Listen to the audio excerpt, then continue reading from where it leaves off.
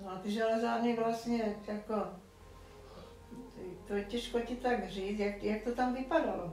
To bylo vlastně město přímo jako v podniku, když tam když vlezla, tak tam šlo se doprava, tam byly také nízké baráky a tam byly obchody, různé služby. Čili ta větší budova vpravo, jak vidíš, tam byla jídelna veliká, tam byly schůze, a ještě aerola a všechno. No a to, jak zbyla ty teď, jak říká, že tam jako to bylo potvírané, tak to bylo vlastně, UOD se tomu říkalo, tam vlastně jednak byla, ta živná oceli to ještě nebyla, tam bylo vlastně UOD, tam se opravovalo všechno. Vedle toho vlastně měli řidiči, zase byli, tam byl vozový park železáren, takové ty nižší, než se šlo tam do té budovy, jak ty zbyla. Tam byl ekonomicky ještě úsek, víš, to spadalo vlastně k těm halám a tak.